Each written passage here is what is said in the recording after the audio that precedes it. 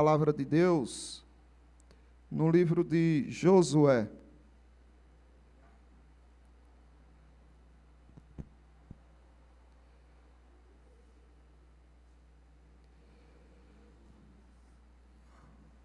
Vamos abrir a palavra de Deus no livro de Josué e ouvir o que o Senhor nosso Deus tem a nos dizer em sua santa palavra.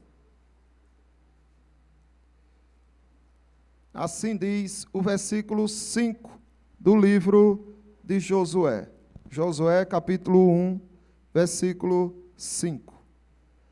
Ninguém te poderá resistir todos os dias da tua vida. Como fui com Moisés, assim serei contigo. Não te deixarei, nem te desampararei. O desejo por Deus, ele se revela nos interesses de cada um, em suas falas, nas suas cobranças, nas suas insatisfações. Não dá para esconder por muito tempo o que você realmente guarda no coração. Se você tenta ser uma pessoa, tenta passar a aparência de ser alguém que não é, isso não vai durar muito tempo, porque o coração, ele vai se revelar logo. Logo, logo a pessoa porá para fora o que vem escondendo dentro do coração. Principalmente nos momentos de crise, quando tudo vai bem, é fácil as pessoas estarem bem, falando coisas bonitas, falando coisas leves, coisas agradáveis. Mas as crises, elas fazem com que você, de fato, descubra o que anda sendo guardado no seu coração.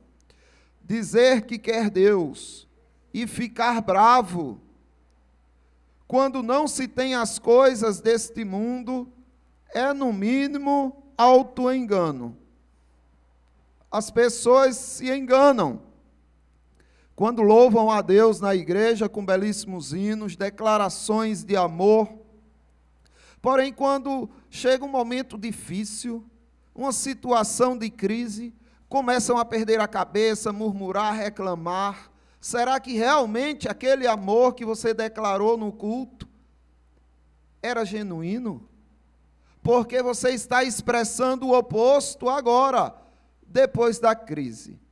Nós vimos, amados irmãos, no livro de Josué, que todo ciclo se fecha. Um dia os ciclos se fecham, eles acabam. Porém, existe um ciclo que não se fecha. Nós vimos que o ciclo que não se fecha é a promessa de Deus, de que você vai possuir a terra prometida, a nova Jerusalém. Outro ciclo que não se fecha, nós veremos hoje. É o ciclo da sua presença, a presença de Deus. Veja o que ele diz: ninguém te poderá resistir todos os dias da tua vida. Como fui com Moisés, assim serei contigo. Não te deixarei, nem te desampararei. Então, nesse primeiro momento, nós vamos ver que a promessa de Deus, da companhia dele, destrói toda a oposição.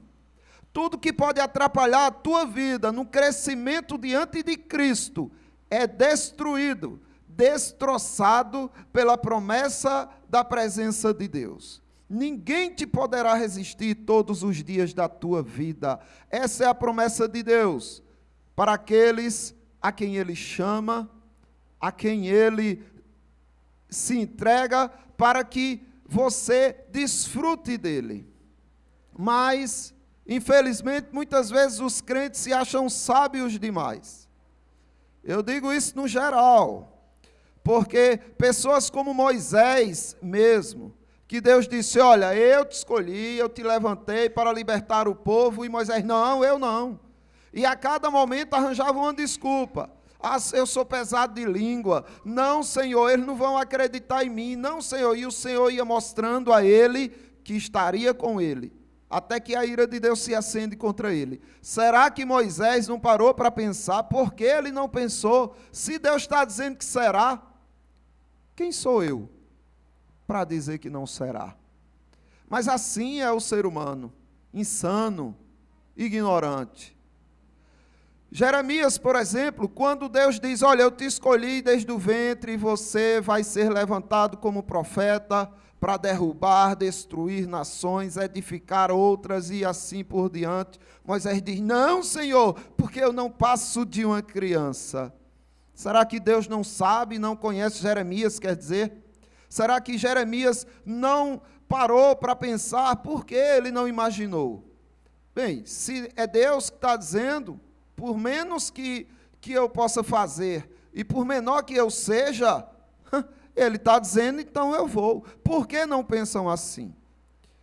O que é preciso para que as coisas aconteçam na sua vida?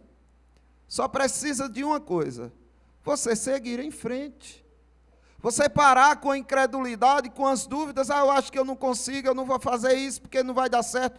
Você não sabe se vai ou não vai dar certo, apenas vá, siga em frente.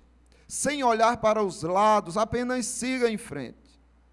Nem pergunte se consegue. Será que eu consigo? Não. Se tem a oportunidade, vá em frente, apenas siga. Só existe uma forma de saber se dá. É indo. Só existe uma maneira de você saber se você consegue. É continuar indo.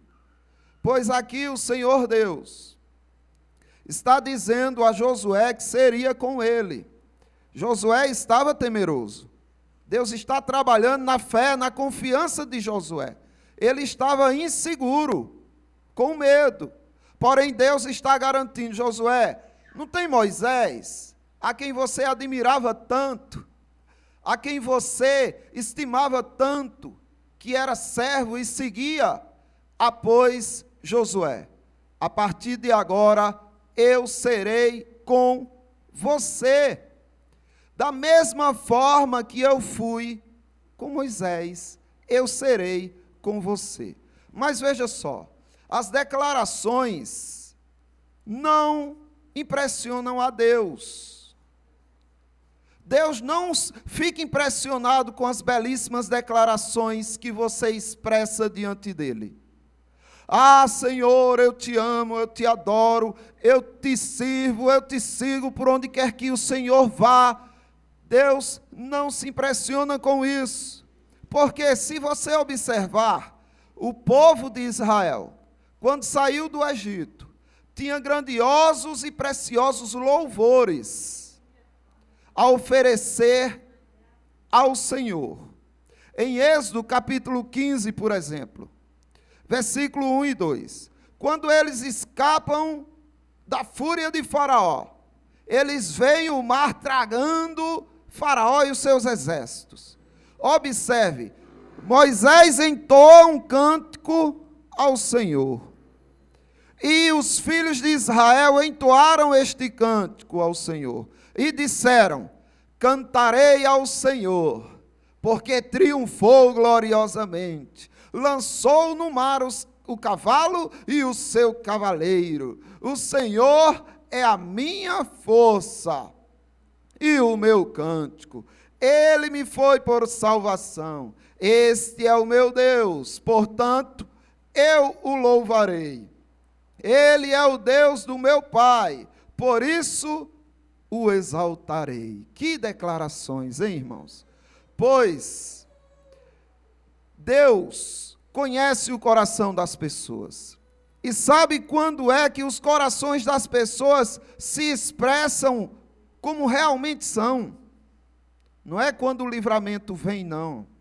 Não é quando a prosperidade está no auge. Não é quando a saúde está plena. Não, é na dor e no sofrimento. Deus aqui vai provar ao povo o quanto eles eram ou não fiéis. Em Deuteronômio, capítulo 8, versículo 2, tem algo bem interessante a revelar do nosso Deus. Recordar-te-ás de todo o caminho pelo qual o Senhor teu Deus te guiou no deserto. Estes 40 anos. Para quê? Para te humilhar, e para te provar, e para saber o que estava no teu coração, se guardarias ou não os seus mandamentos. Então, sabe por que Deus fez tudo aquilo com aquele povo no deserto? Sabe por que de tanto sofrimento? Porque Deus queria provar o que tinha no coração daquele povo, para saber se eles amavam de fato a palavra ou se era apenas louvores vazios. E o que saiu do coração daquele povo? Observe. O que diz o povo em Êxodo capítulo 16, o versículo 3? O povo apresenta a Deus um desejo incomum. Ele diz assim: disse-lhes os filhos de Israel: quem nos dera tivéssemos morrido pela mão do Senhor na terra do Egito,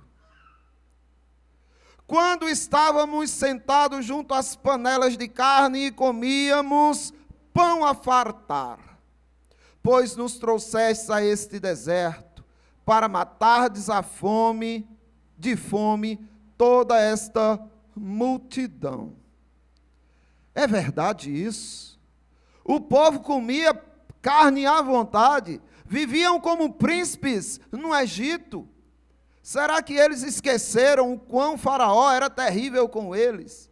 As chicotadas, os trabalhos dos quais eles clamavam misericórdia e não eram atendidos. Bem, esse era o desejo do povo, comer carnes. E o que aconteceu? Em Números, capítulo 11, do versículo 4, você observa o que estava acontecendo com o povo. Esse desejo do povo estava dizendo o seguinte: e o populacho que estava no meio deles veio a ter grande desejo das comidas dos egípcios. Então eles olharam e disseram: nossa, a gente quer voltar para o Egito. Pelo que os filhos de Israel tornaram a chorar e também disseram: quem nos dará carne a comer? Quem é que nos vai dar carne a comer?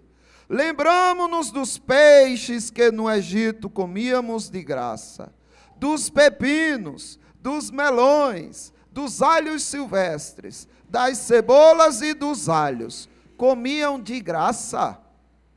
Eles trabalhavam como escravos e estão dizendo que comiam de graça. Agora, porém, seca-se a nossa alma e nenhuma coisa vemos senão este maná. E começaram a desprezar o pão que Deus lhes dava do céu. E aí, meus irmãos, é preciso ter muito cuidado com o que se deseja. Desejar este mundo, desejar essas coisas temporais, lamentar e murmurar porque te falta algo nesta vida, é o pior perigo que você pode entrar.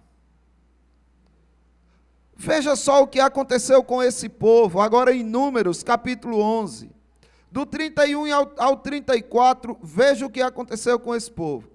Eles desejaram comidas fartas, coisas temporais, murmuraram contra o Senhor, desprezaram o alimento de Deus. E olha o que aconteceu.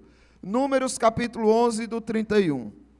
Então soprou um vento do Senhor e trouxe codornizes do mar e as espalhou pelo arraial, quase caminho de um dia. Ao seu redor, cerca de 2 côvados de terra. Levantou-se o povo todo aquele dia, e à noite, e ao outro dia, e recolheu as codornizes. O que menos colheu teve 10 homens, e as estenderam para si ao redor do arraial. Estava ainda a carne entre os seus dentes, antes que lhe fosse mastigada, quando se acendeu a ira do Senhor contra o povo e o feriu com praga muito grande. Pelo que o nome daquele lugar se chamou Quibrote Atava, porquanto ali enterraram o povo que teve o desejo das comidas dos egípcios. Cuidado com o que você deseja, porque o que você deseja expressa aquilo que você ama. Se você deseja Deus, então o seu coração vai estar sempre voltado e interessado no Senhor. Se o teu interesse não é em Deus, mas é em bens, o teu desejo vai ser sempre por ter mais bens e nunca mais do Senhor. O teu desejo vai ser sempre uma vida boa e tranquila nesta terra e nunca uma vida na presença de Cristo. E olhe, Deus te dará. Como Ele fez com o povo. A gente quer carne, quer carne. Ah, não querem mais do meu pão, não querem mais minha presença, queremos carne. Ou senão a gente prefere morrer no Egito, e é? Então, vão morrer no deserto. Tomem a carne. E morreram com uma praga terrível. Então, pensem nisso. Ninguém te poderá resistir todos os dias da tua vida. O que Deus quer que você entenda é que a presença dEle faz você vencer todas as dificuldades, todas as oposições. O que estiver diante de você, fome, dor, doença, desemprego, dificuldade financeira, o que é que está diante de você? Deus garante, você vai superar tudo isso. Com a presença dEle, não existe oposição. Porém, se você se volta e se encanta com os manjares que o mundo oferece, como o povo se encantou com aquilo que comia no Egito, você terá, mas ficará sem o principal, que é Deus. A segunda coisa que é preciso entender nessa passagem é que a promessa da companhia de Deus é tudo.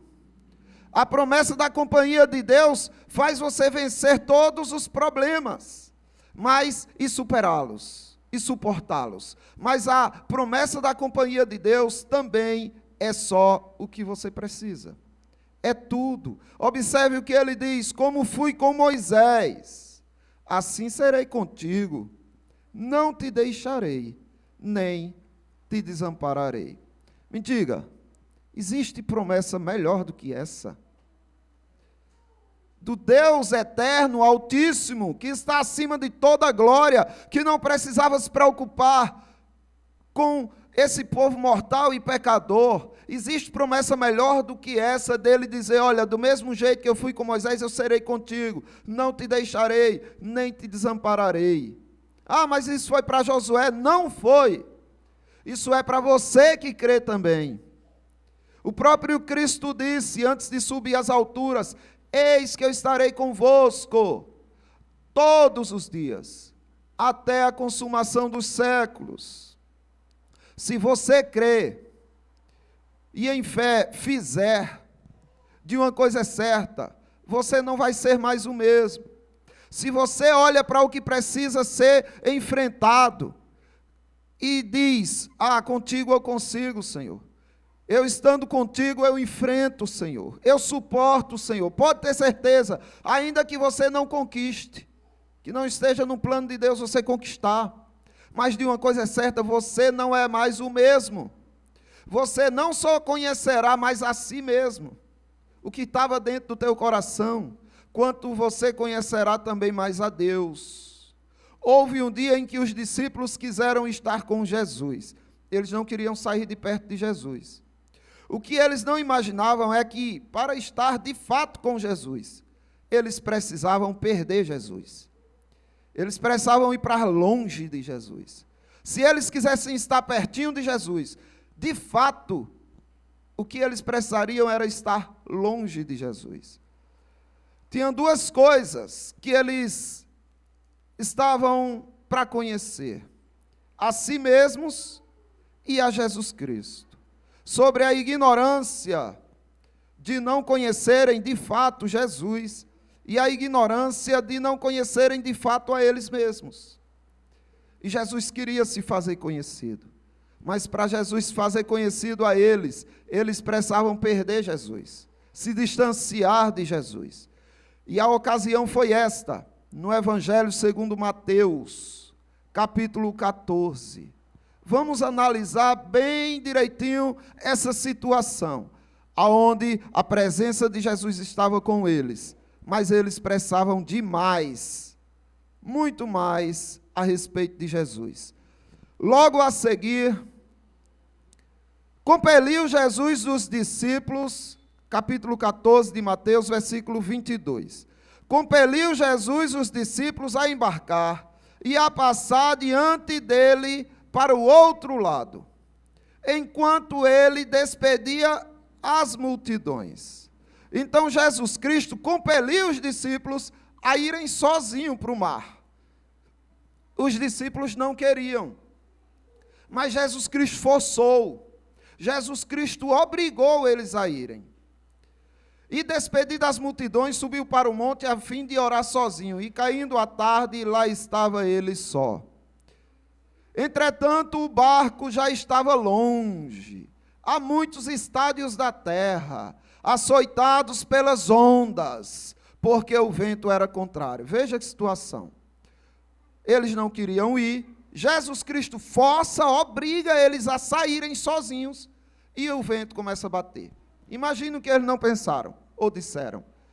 Eu sabia, está vendo, eu não queria sair sozinho, ele não veio ao que está acontecendo. E a murmuração, e a reclamação, e o desespero. Na quarta vigília da noite, foi Jesus ter com eles, andando por sobre o mar. E os discípulos, ao verem andando por sobre as águas, ficaram aterrados e exclamaram, é um fantasma! E tomados de medo, gritaram. Mas Jesus imediatamente lhes disse, tende bom ânimo, sou eu, não temais. Respondendo-lhe Pedro, disse, se és tu, Senhor, manda-me ir contigo por sobre as águas. E ele disse, vem. E Pedro, descendo do barco, andou por sobre as águas e foi ter com Jesus. Reparando, porém, na força do vento, teve medo e, começando a submergir, gritou, salva-me, Senhor! E prontamente Jesus, estendendo a mão, tomou e lhe disse, homem de pequena fé, por que duvidastes? Subindo ambos para o barco, cessou o vento.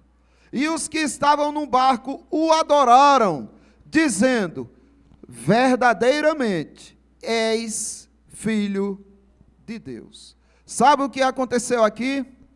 Eles precisavam perder Jesus para ganhar uma tempestade. Jesus Cristo mostraria a eles que eles não conheciam como deveriam. Então, em perigo de morte sozinhos, um tempo muito prolongado, em desespero, em perigo, ao cair da tarde, até a quarta vigília. Ou seja, por volta de 6 horas da noite, até as 3 ou 4 horas da manhã, estavam os discípulos sendo assolados pelo vento na escuridão. Então, o novo assusta. Jesus Cristo vai ter com eles de que maneira? Andando por sobre o mar. Não foi em outro barco. Isso os apavorou muito mais. Eles ficaram mais em pânico. Quando Jesus Cristo se apresenta, Pedro diz, deixa eu ir por cima das águas também, se és tu, Senhor. Jesus Cristo diz, vem. E Pedro vai. Jesus Cristo quer mostrar mais uma vez aonde está o erro dos discípulos. Porque eles não progridem, porque eles não crescem. E Pedro, olhando para a força do vento, a onda batendo, ele sucumbe. Tira os olhos de Jesus Cristo e sucumbe. E começa a clamar por socorro. Jesus o levanta e diz, homem de pequena fé, por que duvidastes? Ao subir no barco, o vento acalma, as ondas acalmam, e todos olham espantados, admirados, e fazem o quê?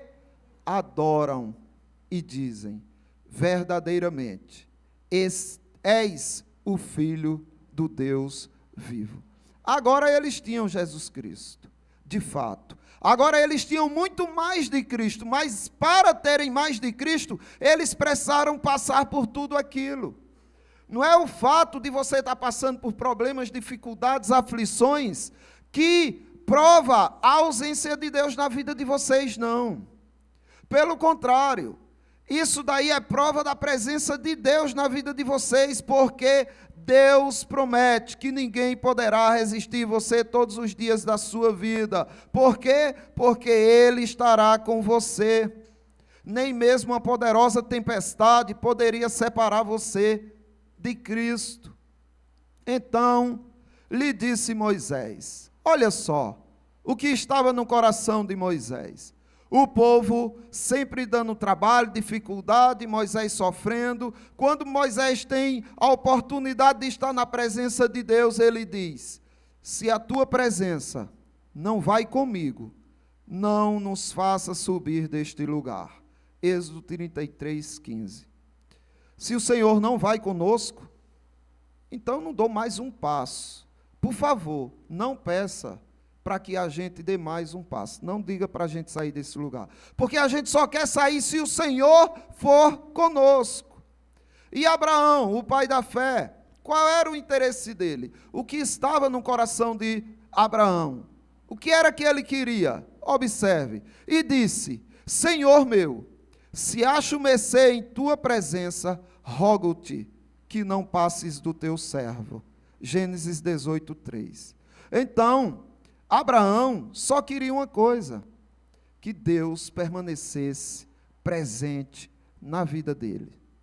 Por que será que as coisas não são mais assim?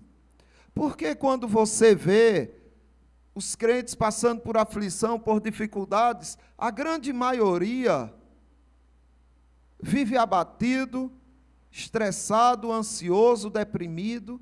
Por quê? Será que é porque a única paz que eles tinham na vida era as coisas tudo no seu lugar, sem dificuldade, sem aflição, sem problema? Então isso fazia com que eles louvassem a Deus, tivessem um coração grato. O Senhor tira essas coisas, agora do coração sai todo aquele veneno. Será assim? No Evangelho segundo Lucas, capítulo 9, o versículo 33, tem uma postura de Pedro muito bonita e muito interessante. Quando Pedro começa a conhecer Jesus Cristo na sua forma gloriosa, Pedro não quer sair mais de onde ele está. O monte da transfiguração, a glória de Deus desceu, apareceu diante de Jesus Cristo Moisés e Elias. E os dois começaram a conversar com Jesus Cristo, e Jesus Cristo falando com os dois, e Pedro, Tiago e João estavam ali observando. Veja o que Pedro diz. Ao se retirarem estes de Jesus, disse-lhe Pedro: Mestre, bom é estarmos aqui. Façamos 3 tendas, uma será tua, outra de Moisés e outra de Elias. Não sabendo, porém, o que dizia. Mas é isso. Quando você é espremido, quando o seu coração é espremido, sai de dentro dele, de fato, quem você é. Não dá para descobrir quem é a pessoa antes dela passar por aflição, antes dela passar por apertos, por dificuldades. Se Cristo está no coração dessa pessoa, a dificuldade vai fazer com que ela traga louvores, clamores, súplicas voltadas ao Senhor e segurança. O povo, observe, o povo queria que Deus falasse com eles. Lá, nos dias de Moisés e Josué. Não, Moisés, agora Deus só fala contigo, a gente quer que Deus fale conosco também, realmente, é um desejo de um crente genuíno é esse, que Deus fale com ele. Mas observe o que aconteceu. Depois que Deus só faz a introdução para falar ao povo, disseram a Moisés: fala-nos tu, e te ouviremos, porém não fale Deus conosco, para que não morramos. Por quê? Porque o povo não pode ansiar pela voz de Deus. Observe que o interesse deles não era de fato que Deus falasse diretamente com eles. Então, muitas vezes o crente age dessa maneira. Quer demais a Deus. Quando Deus se apresenta, fica chocado, fica escandalizado.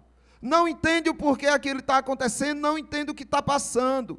Quantas vezes você orou pedindo que Deus falasse com você, que Deus estivesse ao teu lado, pedindo que Ele te desse sabedoria, aí Ele desce com um monte de tempestade, e você entra em pânico e começa a murmurar e reclamar.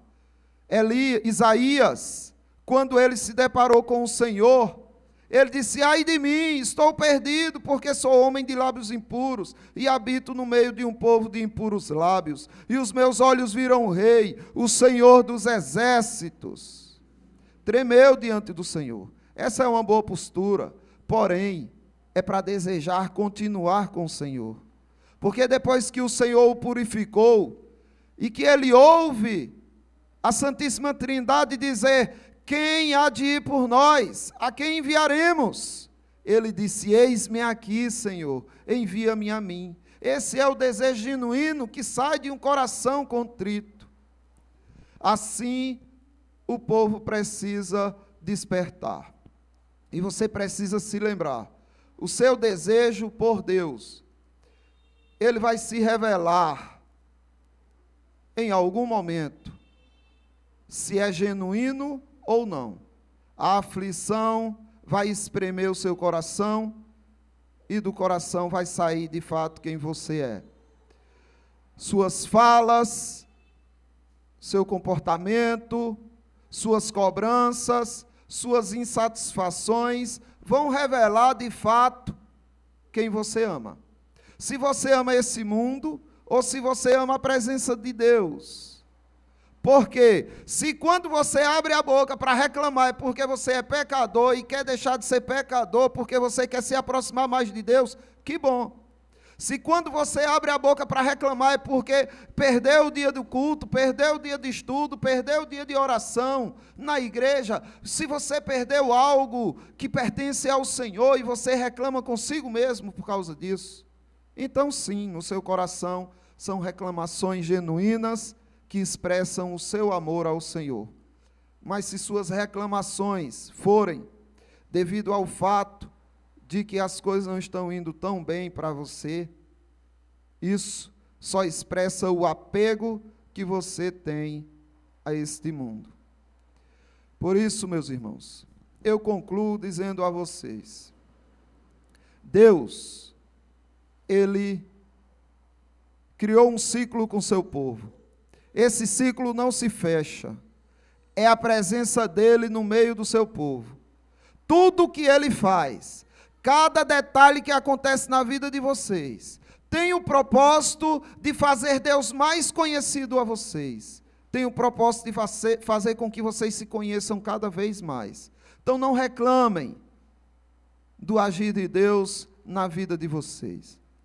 Entendam que a promessa da companhia de Deus destrói qualquer dificuldade. Você pode sim chegar a dizer como o apóstolo Paulo: eu aprendi a viver contente em toda e qualquer situação, tanto sei estar humilhado como ser exaltado. Então ele aprendeu a estar contente em toda e qualquer situação. Por quê? Porque a presença de Deus destruía toda a oposição. Por isso que ele disse: tudo posso naquele que me fortalece. A promessa de Deus também é de que a companhia dele é suficiente para você. Então, meus irmãos, eu encerro